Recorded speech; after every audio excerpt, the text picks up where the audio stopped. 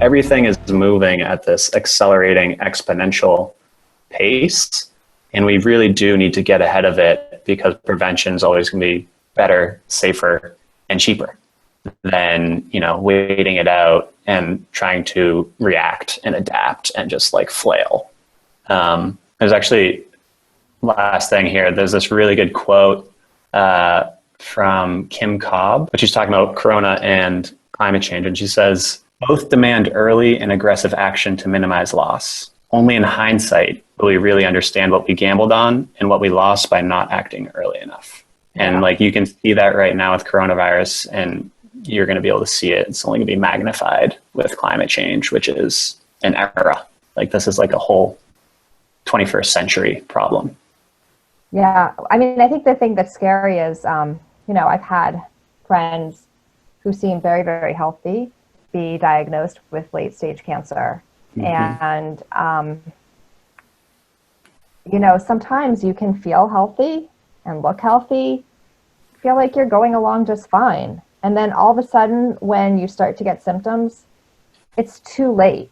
That's not to blame people. They didn't know, right? Like, they didn't know that they had cancer growing inside their bodies.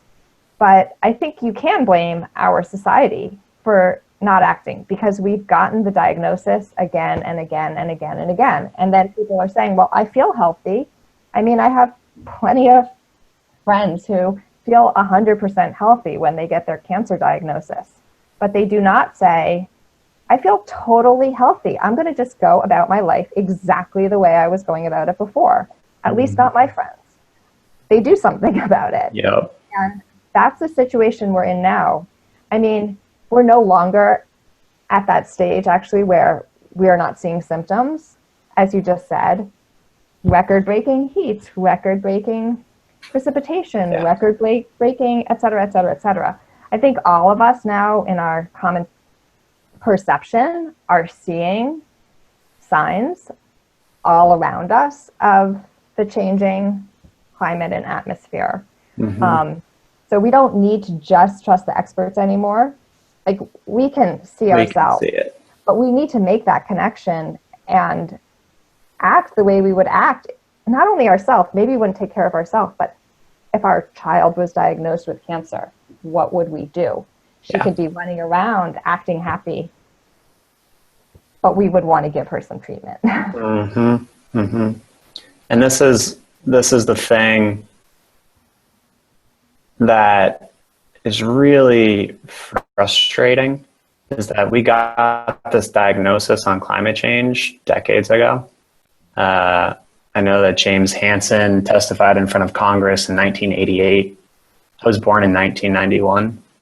And it's really just maddening and confusing. And I feel like young people especially get completely overwhelmed by this. They're just like, what happened here, everyone? Like, everyone's treating this like it's a normal thing, just going about your day. But there's this intergenerational injustice that has happened and is continuing to happen until we act. And this is why you see so many young people leading on this.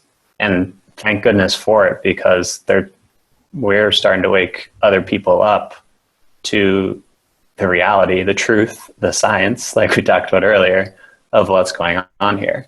Like, we've had the diagnosis, like you said. It's time we act. Yeah, no, I'm so grateful I'm older than you are. I was born in 1972. So in 1988, I was 16. And it hadn't trickled down. Like, I hadn't heard of climate change when I was 16. I had heard of Earth Day. But, I think Earth Day, actually, the first Earth Day was right around when I was, I think it was in the early 70s.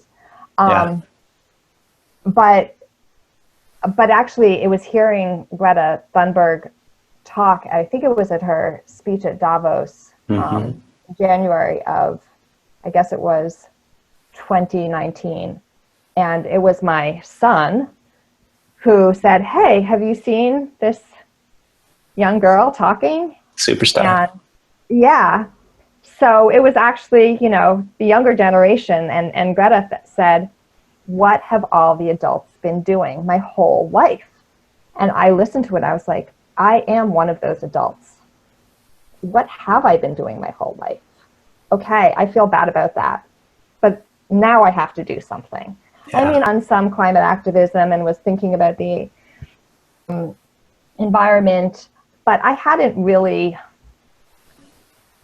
firmly said, I'm going to really put this front and center in my life and be more outspoken about it. Yeah. And I'm happy to say that my kids, my son and my daughter, are both also really pretty involved now and in climate and environmental and social justice activism.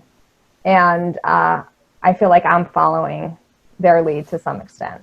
That's awesome. That's really, really cool. Yeah, so I similarly, or I guess maybe not similarly, but I don't think I heard about climate change until I was 20. And if I did, it did not register at all. And I think that speaks to some of what you were saying, which is just culturally, it seems like anyway, it just wasn't a big deal. It wasn't talked about. That's why we have this climate silence term. But it's the kind of thing where if no one's talking about it, no one perceives it to be a big deal. It doesn't matter, or it's not a threat. And it feels like we've finally reached some sort of tipping point on climate. And it's both exciting that we're there, infuriating that it took this long, but also just like this moment and this next day, month, year, 5 years, decade is so critically important. That yeah, I think we're finally at a point where there is starting to be some reason for hope, because if you went back a year or two and told us we're going to be where we are now on climate and the energy and the movement behind it, how much it's grown, I think most people in the climate space would take that bargain. They'd be like, we're that far? Okay. That means our rate of change, our progression is accelerating. Let's build on that.